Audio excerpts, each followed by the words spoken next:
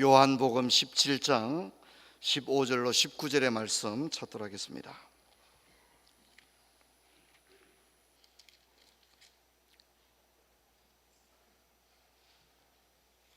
제가 읽겠습니다.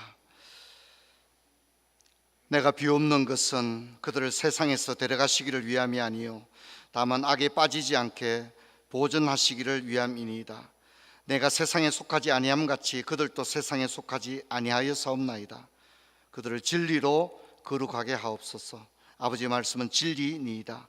아버지께서 나를 세상에 보내신 것 같이 나도 그들을 세상에 보내었고 또 그들을 위하여 내가 나를 거룩하게 하였사오니 이는 그들도 진리로 거룩함을 얻게 하려 함이니이다. 아멘.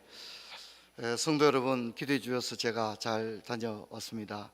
브라질 중부 고이아니아라는 지역에서 제가 금요일 밤 대구 도착할 때까지 한 40시간 정도 시간이 비행기 타고 격려하고 이렇게 왔는데 참 체력적으로 너무 힘들고 어렵다 하는 것을 느꼈습니다.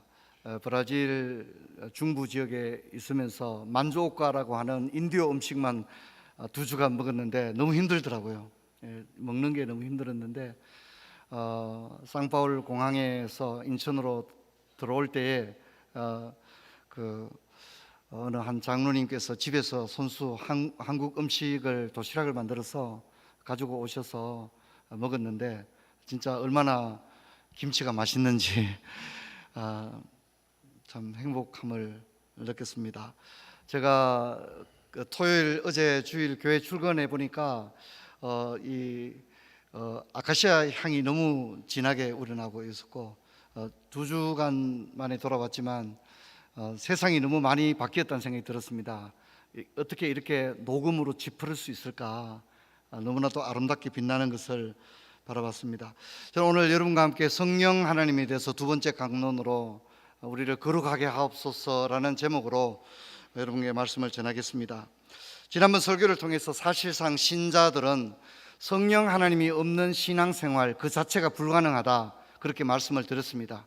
우리가 하나님을 아버지라 부르고 예수님을 주님이라 부르게 된 그 모든 우리 안에 거듭남의 그 역사들은 성령님께서 우리 내면 속에서 영혼 속에서 일하신 결과인 것입니다.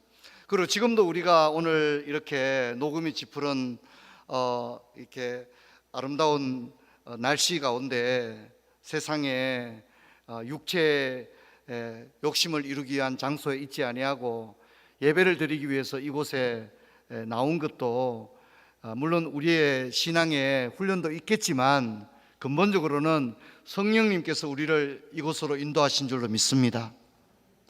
사실 성령 하나님 없이 우리가 신앙생활을 한다는 거 어렵습니다. 그래서 성령 없는 신앙생활이 가능한지는 모르겠지만 그게 가능하다면 그것은 신앙생활이 아니고 종교생활이 될 것입니다. 자기 힘으로 신앙생활을 한다면 그것은 신앙생활이 아닌 거죠. 종교생활입니다. 사실 종교생활과 신앙생활이 차이가 있느냐? 여러분, 차이가 분명히 있습니다. 자기 힘만으로 신앙생활을 하는 것과 성령님의 인도를 따라 신앙생활을 하는 것은 차이가 있거든요. 내 힘으로 아무리 그럴듯한 신앙생활을 해도 성령 하나님이 아니고서는 우리 안에 일어날 수 없는 일들이 있습니다. 제가 자주 말씀드린 기억이 있는데 그 중에 하나가 뭐냐면 기쁨이라는 겁니다. 기쁨. 그리고 감사라는 겁니다. 그리고 찬송이라는 겁니다. 그것은 내 힘으로 내 안에서 어떤 자가 발전이 일어나서 그런 것들이 나오지가 않습니다. 내가 아무리 힘쓰고 애써도 내 스스로는 그런 게 나오지 않습니다. 우리 안에 계신 성령님의 은혜로 말미암아 여러분 우리에게 기쁨도 있고 찬송도 있고 감사도 있는 줄로 믿습니다. 내가 신앙생활 열심히 하는데 기쁨이 없어요. 감사가 없어요. 찬송이 없어요. 그러면 여러분 생각 많이 해보셔야 됩니다. 종교생활일 가능성이 굉장히 있기 때문입니다. 근데 목사님, 나 사실 신앙생활 그렇게 열심히 안 하는 것 같은데 왠지 모를 나의 내면으로부터 흘러나오는 기쁨이 있고 감사가 있고 내가 이 정도로 대단한 사람 아닌데 내가 뭐 신앙생활 그렇게 열심히 하는 것 같지 않은데 근원을 알 수 없고 이유를 알 수 없는 기쁨이 또 감사가 찬송이 흘러나오는 것은 나의 어떤 신앙의 능력 때문이 아니라 내 안에서 일하시는, 나를 강건하시고 인도하시는 성령 하나님의 역사 때문인 줄로 믿습니다. 여러분, 이것을 우리는 기억을 해야겠습니다. 여러분, 제가 이런 말씀 드렸습니다. 우리 한국교회는 성령 하나님에 관한 그렇게 아름답지 못한 시간들이 있었습니다. 한국에 1960년도부터 70년도, 80년도 초반까지도 그런 일이 있었죠. 제가 이번에 브라질 다녀왔습니다만 본래 브라질은 95%가 로마 가톨릭입니다. 그런데 지금 로마 가톨릭 치수는 정부 통계로 봐도 50%까지 떨어졌습니다. 왜 그렇습니까? 사람들이 로마 가톨릭에 소망을 보지 못하기 때문인 거죠. 로마 가톨릭 성당 미사에서 그 어떤 기쁨도 감사도 발견할 수 없었기 때문에 사람들이 개신교회 프로테스탄트로 돌아오는데, 안타깝게도 라틴 아메리카의 프로테스탄트는 대부분 펜타코스탈 로마 순복음주의 운동이었습니다. 그런데 그 순복음주의 운동이라고 하는 게 한국교회 모습을 보는 것 같아서 무슨 얘기인지 압니까? 교회에서 예배 마치고 나갈 때 다 물병 하나씩 가져가는 거예요. 물병, 성령의 물병이다. 그래서 일주일 동안 조금씩 나누어 마시라. 주로 그런 거예요. 그런 겁니다. 얼마나 엉터리 없습니까? 근데 여러분, 이게 제가 가서 놀라운 얘기를 들었습니다. 코로나 기간을 통해서 라틴 아메리카 지역도 굉장히 코비드 때문에 고통을 당했고 많은 사람이 죽었거든요. 그래서 소위 번영신학, 예수 믿으면 무조건 잘 된다, 병 낫는다, 이런 일방적인 그런 기복주의를 외쳤던 펜타코스탈은 완전히 주저앉게 되었다는 겁니다. 사람들이 로마 가톨릭에서 소망을 발견하지 못했던 것처럼 펜타코스탈에게도 더 이상 소망을 발견하지 못하고, 그럼 사람들이 어디로 가겠어요? 재미없는 교회, 장로교회로 가는 거예요. 장로교회. 딱딱하지만 성경 말씀 그대로 듣고, 장로교회 가니까 뭐라고 말하는 거죠? 인생에 고난도 있다, 인생에 어려움도 있다, 하지만 하나님이 우리와 함께 하신다. 할렐루야. 오히려 그 메시지에 라틴 아메리카 사람들이 반응을 하게 되는 거예요. 제가 빙예수로 교회에 가서 제자훈련 주강소로 가서 섬겼었는데, 빙예수로 교회가 제가 갔을 때 300명이었는데 지금 제가 이번에 갔을 때 4,000명으로 성장해 있었어요. 너무너무 놀라운 일이 일어나고 있는 것을 보았습니다.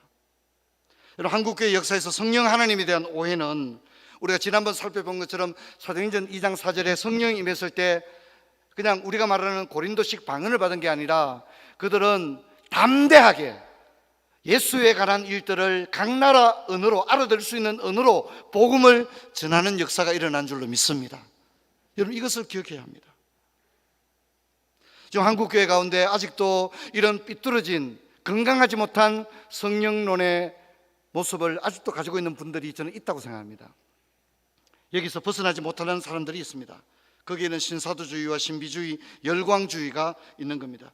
기형적이고 비인격적인 성령 운동은 이제 한국교회에서 사라지고, 우리가 밝고 맑고 건강하며 또 우리를 아름답게 하나님의 사람으로 세워나가는 건강한 성령 운동의 역사가 일어나기를 주의 이름으로 축원합니다.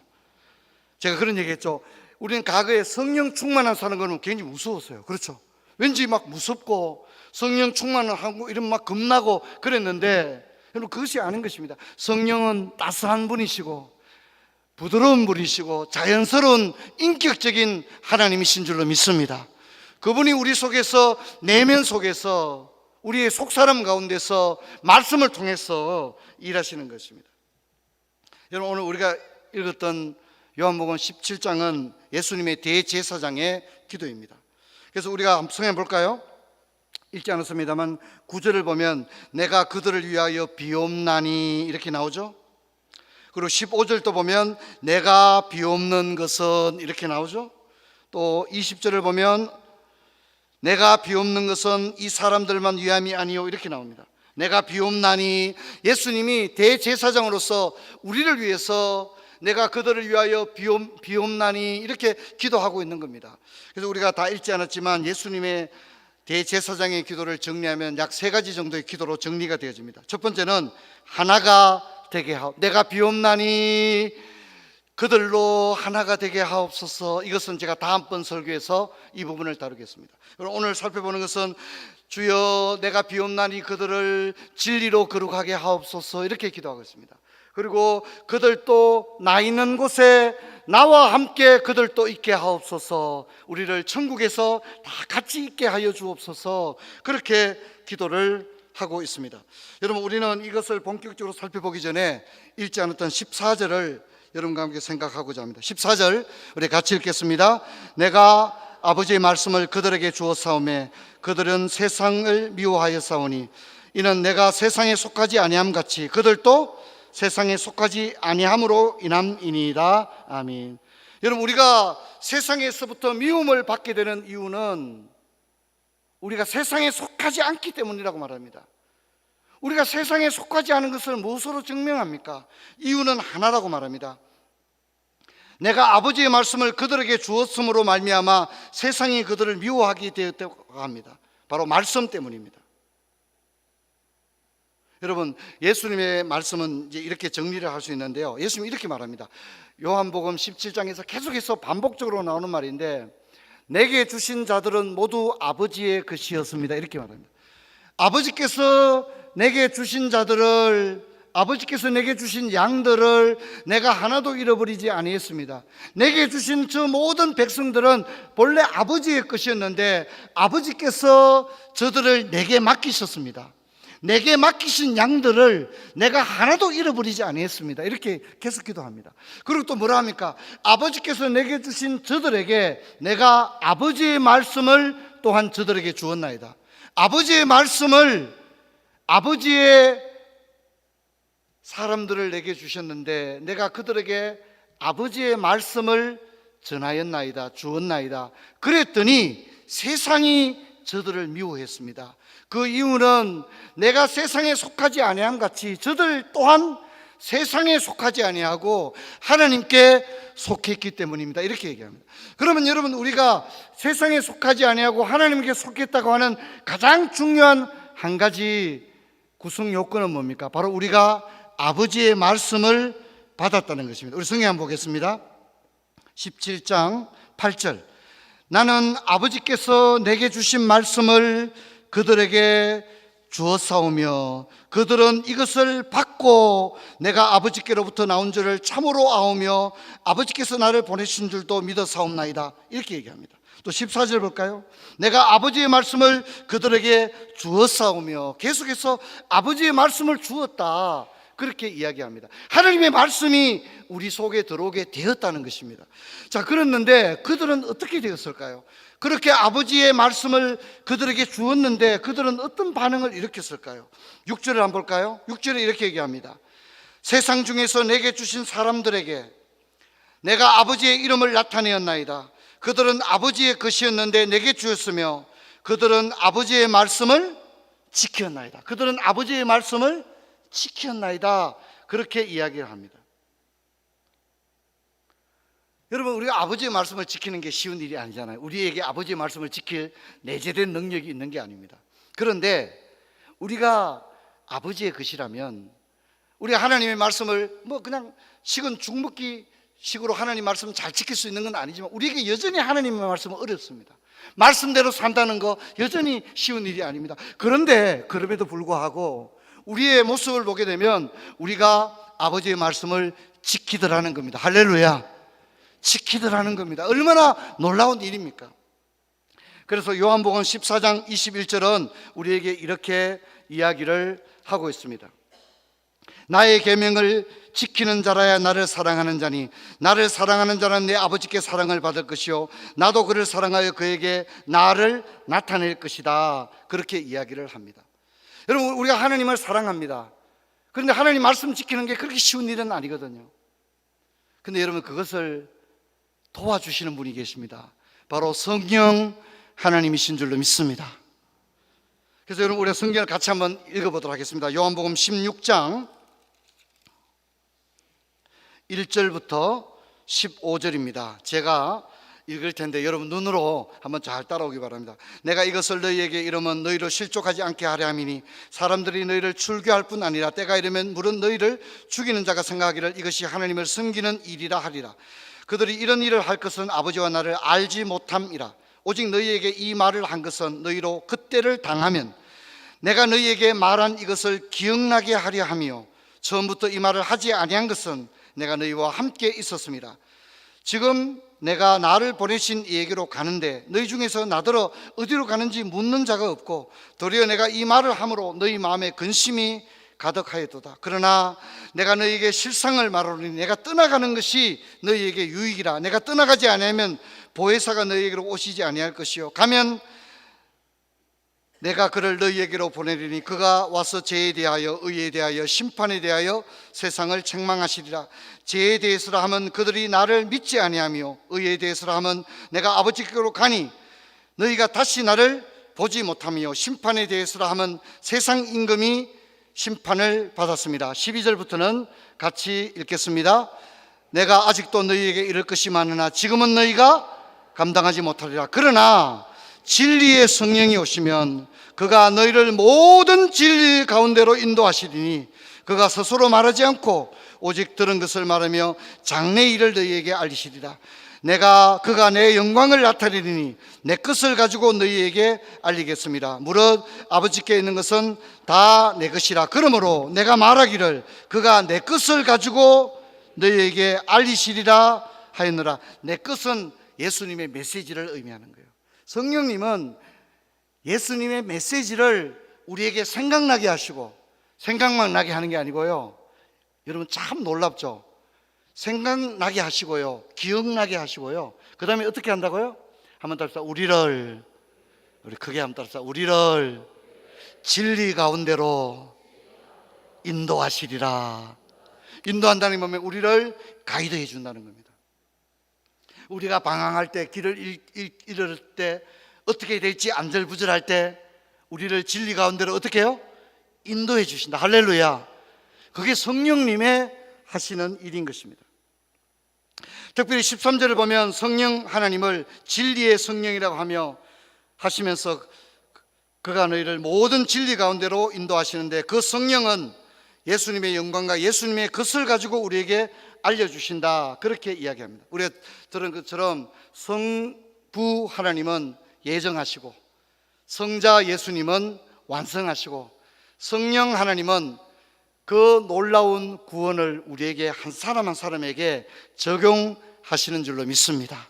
그래서 벨직 신앙고백서는 이 성령 하나님을 성화주라고 말하고 장깔병은 이 성령이 우리 안에서 구원의 역사를 일으키기 때문에 이것을 일컬어서 중생의 조성자다. 성령님을 우리를 거듭나게 하시는 조성자다. 이렇게 표현하기도 했습니다. 여러분 이 시간에 우리가 성령 하나님에 대한 교리적 지식을 다 알 수는 없지만 조금 한번 살펴보도록 하겠습니다. 첫 번째, 우리 성령 하나님을 제3위 하나님이라고 합니다. 여기서 3위는 1, 2, 3등의 3이 아니라 하나님의 세 번째 인격을 의미합니다. 하나님의 첫 번째 인격은 아버지로서의 성부이시고 두 번째 하나님의 인격은 아들로서의 성자의 인격이시고 세 번째는 영으로서의 하나님의 모습이어서 이것을 우리가 제3위 하나님이라고 합니다. 그렇지만 성령 하나님이 제3위 하나님이라고 해서 성부나 성자에 비해서 영광과 권능이 열등하시냐? 그렇지 않습니다. 성령 하나님은 성부, 성자 하나님과 함께 그 영광과 권능이 동등하신 삼위일체 하나님이십니다.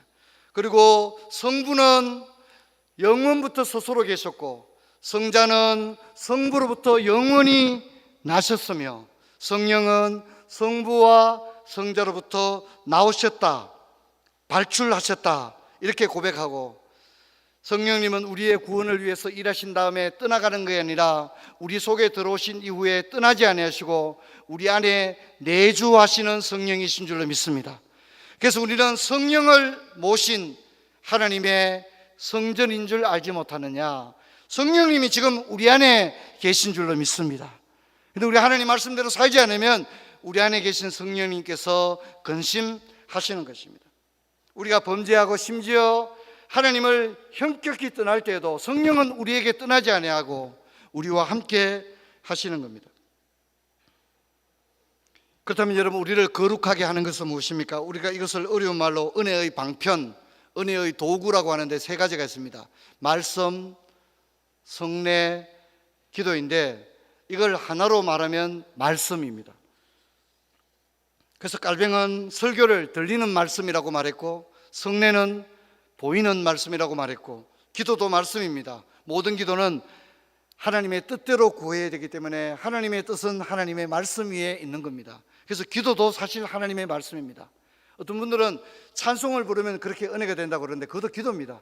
찬송이 은혜가 되는 것은 곡이 아름다워서가 아니라 그 가사가 하나님 말씀이기 때문에, 그래서 우리 찬송을 곡조 있는 기도라고 하는 이유는 바로 거기에 있는 것입니다. 여러분, 주님의 기도처럼 우리가 거룩하게 되는 것은 진리의 말씀 때문인데, 이 진리의 말씀을 우리 스스로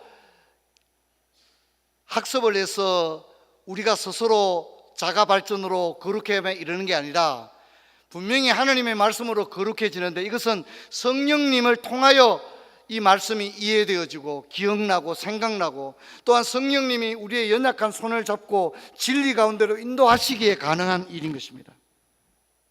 그래서 여러분, 말씀을 대하는 태도가 우리가 세상에 속했는지 하나님께 속했는 건지, 아버지의 뜻인지 세상의 뜻인지가 구별이 되어지는 겁니다. 율법을 지킨다는 게 쉬운 일은 아니죠. 근데 여러분, 이것은 율법주의가 아니라 우리가 하나님의 말씀을 지키는 것은 사랑의 기초를 하고 있습니다. 그래서 여러분, 우리가 말씀으로 거룩해지는 모든 일에는 성령의 역사가 아닌 것이 없습니다. 그래서 우리 성경을 같이 한번 찾아서 읽어보도록 하겠습니다. 사도행전 2장 4절, 우리가 지난번에 읽었던 구절이죠. 우리 같이 한번 읽겠습니다. 그들이 다 성령의 충만함을 받고 성령의 말하게 하심을 따라 다른 언어로 말하기를 시작하니라. 여러분, 심지어 성령은 우리에게 어떤 말을 해야 될지도 인도하는 겁니다. 그래서 너희가 무슨 말을 해야 될지 걱정하지 말라. 아버지께서 너희에게 무슨 말을 해야 될지를 가르쳐 주시라. 성령이 말하게 하시는 역사가 우리에게 있는 겁니다. 할렐루야. 우리도 분명히 내 입으로 하는 말인데, 야, 내 입에서 어떻게 이런 말이 나오나, 그럴 때가 있잖아요. 그렇죠? 예. 내 인격으로 볼 때는 이런 말이 나올 수 없는데, 성령께서 고도로 우리의 지성과 감성과 우리의 입술을 제어하셔서, 내가 평소에 저렇게 부드럽게 말하는 사람이 아닌데 너무나도 놀라운 말이 내 입에서 강건적으로 나올 때가 있거든요. 이것이 모두가 성령의 역사입니다. 여러분, 사도행전 2장 41절 우리 같이 한번 읽어보겠습니다. 그 말을 받은 사람은 세례를 받으며 그날의 신도의 수가 3,000명이 세례를 받았는데 특징이 뭡니까? 방언하는 사람입니까? 아닙니다. 방언한 사람에게 세례를 준 게 아니라 뭐라고 말하죠? 그 말을 받은 사람. 할렐루야. 그 말을 받은 사람. 예수님이 뭐라고 했습니까? 그들은 아버지의 것이었는데 아버지께서 내게 주었으며 내가 그들에게 아버지의 말씀을 전하였나이다. 그리고 그들은 아버지의 말씀을 지켰나이다. 그렇게 말했잖아요.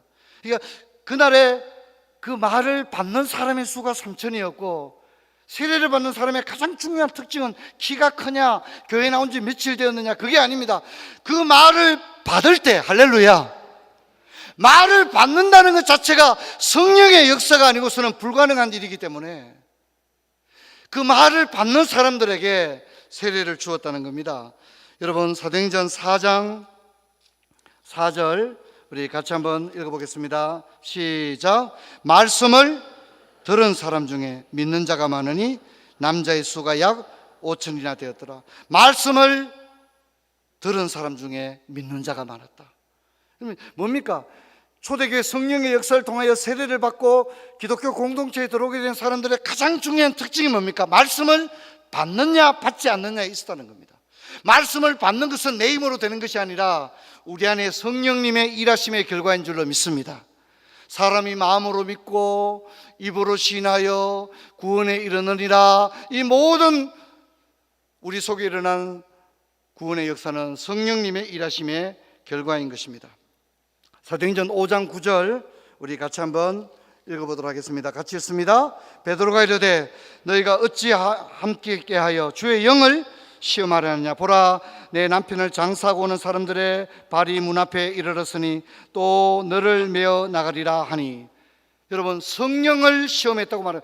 주의 영을 시험하느냐, 그렇게 이야기를 하고 있습니다. 성령 하나님께서 한 사람 한 사람, 그리고 교회 공동체 가운데 분명히 살아계시고 역사를 하는 것입니다. 제가 이번에 가서 콩농사를 짓는 장로님을 만났는데, 그 장로님이 브라질의 엄청나게 넓은 땅을 콩농사를 하는데, 콩농사가 소출이 얼마 안 되기 때문에 인기가 없는 작목이고, 대부분 사람들이 고소득을 거둘 수 있는 담배 농사를 엄청나게 트랙터로 짓는다는 겁니다. 근데 장로님이 소득을 생각하면 담배 농사를 지어야 되는데, 장로로서 담배 농사 짓는 게 마음의 용납이 안 되어서, 그래도 그냥 돈은 얼마 못 벌지만 무슨 농사요?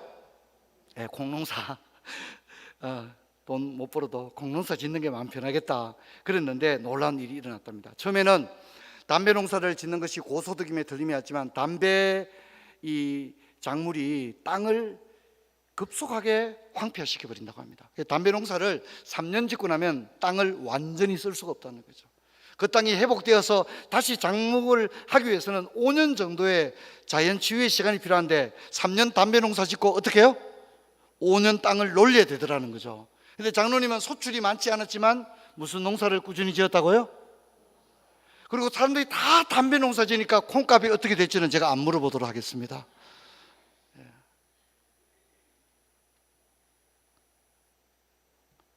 사도행전 10장 44절 한번 볼까요?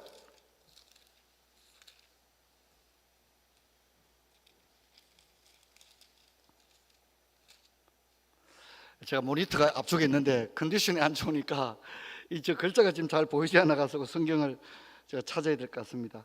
44절 같이 읽습니다. 베드로가 이 말을 할 때 성령이 말씀 듣는 모든 사람에게 내려오시니. 할렐루야. 우리 하나님의 말씀을 전할 때, 여러분, 앞에서 말씀 전하는 목사님은 중요하지 않습니다.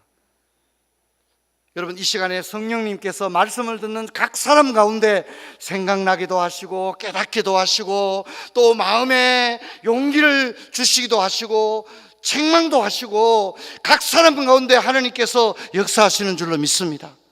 얼마나 놀라운 일입니까? 그러므로 우리에게 일어난 모든 말씀의 역사는 곧 성령의 역사인 것입니다. 여러분, 이렇게 할 때 우리에게 어떤 일이 일어납니까? 그것은 바로 성령의 열매를 우리가 맺게 된다는 겁니다. 우리가 너무 잘 아는 구절이죠. 갈라디아서 5장 22, 23절 같이 읽겠습니다. 오직 성령의 열매는 사랑과 희락과 화평과 오래 참음과 자비와 양성과 충성과 온유와 절제니 이 같은 것을 금지할 법이 없느니라. 여러분, 이것은 성령 하나님이 우리 가운데 지속적으로 일하실 때 신자들의 인격과 생활을 통해 나타나는 신성의 흔적, 신의 성품인 것입니다. 이것이 거룩하게 하옵소서, 주의 말씀으로 거룩하게 하옵소서.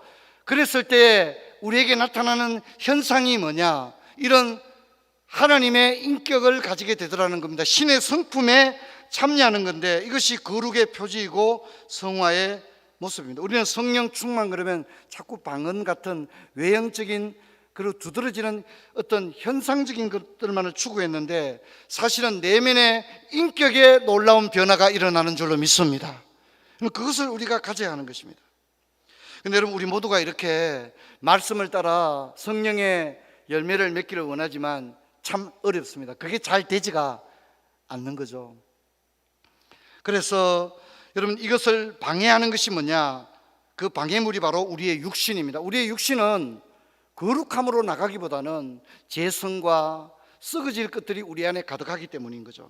우리 성경을 같이 한번 보도록 하겠습니다. 갈라디아 5장 16절부터 21절 우리 같이 한 소리로 읽겠습니다. 내가 이르노니 너희는 성령을 따라 행하라. 그러면 육체의 욕심을 이루지 아니하리라. 육체의 소욕은 성령을 거스리고 성령은 육체를 거스리나니 이 둘이 서로 대적하므로 너희가 원하는 것을 하지 못하게 하려 함이라. 너희가 만일 성령의 인도하시는 바가 되면 율법 아래 있지 아니하리라. 육체의 일은 분명하니 곧 음행과 더러운 것과 호색과 우상 숭배와 주술과 원수 맺는 것과 분쟁과 시기와 분냄과 당 짓는 것과 분열과 이단과 투기와 술 취함과 방탕함과 또 그와 같은 것들이라. 전에 너희에게 경계한 것 같이 경계하노니 이런 일을 하는 자들은 하나님의 나라를 유업으로 받지 못할 것이니라. 이렇게 얘기합니다. 이런 일을 도무지 할 수 없다는 거죠, 신자들은. 왜요? 성령이 하나님의 말씀을 따라 우리를 진리 가운데로 인도하셔서 성령의 열매를 맺히게 하는 건데, 우리가 진짜 하나님의 사람이라면 이런 육체의 일을 할 수가 없다는 거죠. 그런 일을 많이 하는 사람이 있다면 성경이 뭐라고 말합니까? 하나님의 나라를 유업으로 받을 수가 없다. 아주 단정적으로 이야기를 합니다. 우리가 대단해서가 아니라 우리 안에 일하시는 하나님의 성령의 일하심의 결과인 줄로 믿습니다. 여러분, 이것을 잊지 말아야 됩니다. 그래서 우리가 사실 인간적으로 약한 사람인데, 제가 이제 그런 생각을 해봤습니다. 저는 목사가 안 됐다면 저는 참 신앙생활, 제가 제 자신의 본성을 생각하면 신앙생활 잘했을 것 같지는 않아요. 제가 목사가 안 됐다면 새벽기도 이런 거 진짜 못했을 것 같아요. 저는 제가 목사가 안 됐다면 주일 예배에 겨우 참여하는 정도, 진짜 제 성향을 본다면 주일 예배에 겨우 참여하고 아마 밥도 안 먹고 집에 갔을 것 같아요. 제 성향을 본다면 그랬을 것 같아요. 근데 여러분, 지금도 목회를 하는 가운데 매 순간 하나님의 은혜가 없이는 강단에 서고 말씀 전하고 하는 걸 할 수가 없습니다. 내 속에 무슨 하나님이 특별한 사도적인 어떤 별도의 능력을 탑재해 준 게 아니라 저는 여러분과 다를 바 없는 그저 형제 중 하나에 불과합니다. 근데 제가 이 사명을 감당할 능력이 내게 없는데 성령이 강건적으로 매 순간 붙들지 않으면 강단에서 하나님의 말씀 전할 수가 없어요. 단 한 주도 목양을 내 스스로의 능력으로 할 수가 없다는 것을 제가 고백할 수밖에 없습니다.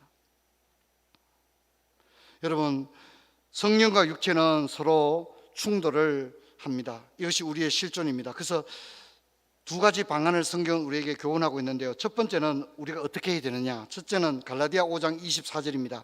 그리스도 예수의 사람은 육체와 함께 그 정욕과 탐심을 십자가에 못 박아야 한다는 겁니다.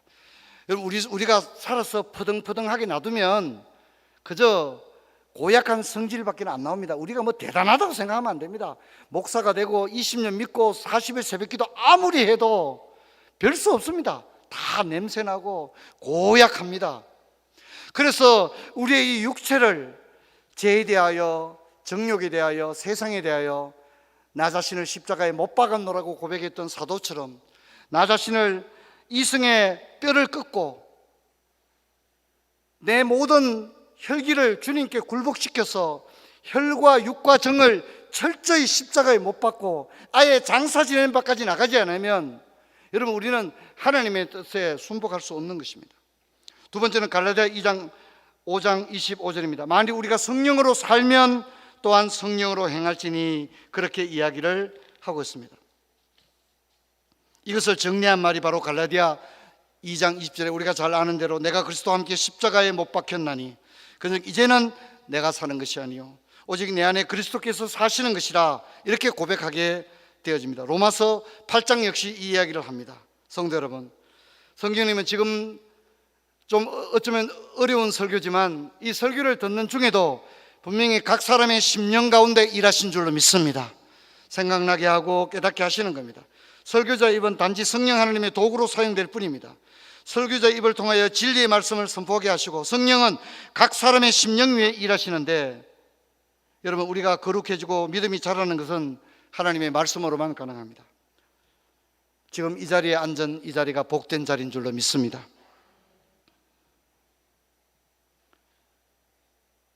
교회에 나와서 하나님의 말씀을 들을 때가 가장 행복한 시간입니다. 왜냐하면 이 말씀으로 우리가 거룩해지고 성령께서 이때 역사하시기 때문에, 베드로가 말씀을 전할 때 성령이 말씀을 듣는 각 사람에게 내려오셨다고 했지 않습니까? 말씀을 들을 때 성령께서, 진리의 성령께서 생각나게 하시고 깨닫게 하시고, 근데 깨닫기는 하고 생각은 났는데 의지가 약한 거예요, 우리가.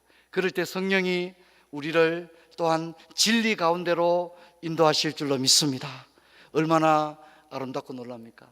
성령 안에서 저와 여러분이 이 지상의 삶에서 경도되지 아니하고 좁은 길을 잘 따라갔다가 주님 처소 예비하시고 우리 이름 부르면서 구름 가운데 나타나실 때 영광 중에 올려져서 천국 잔치에 참여하는 저와 여러분 모두가 되시기를 주의 이름으로 축원합니다. 자리에서 일어나겠습니다. 아버지 감사합니다. 오늘 요한복음 17장의 말씀을 통하여 성령 하나님 우리를 거룩하게 하옵소서라는 제목으로 말씀을 살펴봤습니다. 아버지 하나님, 우리가 직분을 받고 모태신앙이며 수십 년을 신앙생활해도 우리 스스로는 거룩함에 이를 수 없음을 진실로 고백하고 지금 이 순간도 성령 하나님께서 우리를 붙들고 계심을 감사합니다. 성령 하나님과 이 삶을 동행케 하여 주옵소서. 주 예수 그리스도 이름으로 기도하옵나이다. 아멘.